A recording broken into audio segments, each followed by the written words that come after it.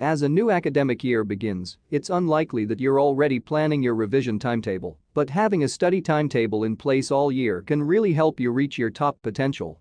Not only does it keep you focused, but it also helps you maintain a healthy life-study balance, meaning you don't end up having to cram before deadlines or have to wave goodbye to your social life during busy periods.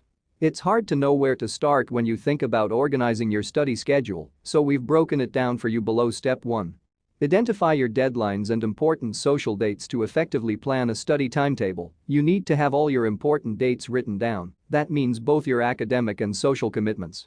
Think about assignment deadlines, exam periods, application deadlines, scholarships, internships, summer programs, grad jobs, etc., birthdays, important occasions, weddings, anniversaries, religious and national holidays, other commitments, part-time jobs, music festivals, sporting events, planned holidays, etc. Once you know these important dates, they need to go down in your calendar.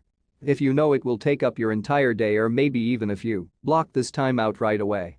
Otherwise, make a note so you're aware you may be busy for at least some of the day. You might be spending the majority of your week in lectures, or you might be scheduled down for a study stint in the library. It all depends on your subject and level of study. Alternatively, your weekends and evenings can mainly be spent on the sports field or at band practice, or you may have entire days free to allocate your time. Step 4.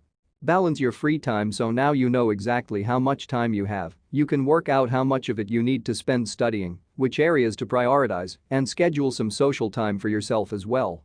If you have an intensive course where you're in class for most of the day, you'll want to reserve most of your evenings and weekends for non-academic activities.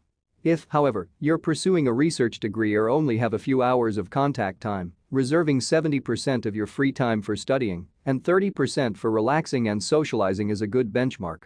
This weighting might slightly change as plans evolve or particularly busy times arise, so it's a good idea to approach your timetable flexibly, almost like a guideline, rather than a written law.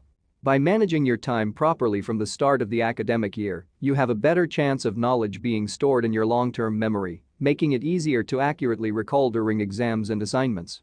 It should also help lower stress as you're aware of what's expected of you from the start, rather than allowing deadlines and important dates to sneak up on you.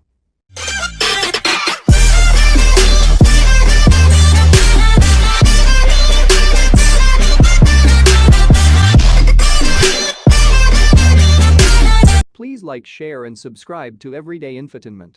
And if you have any suggestion, feel free to comment.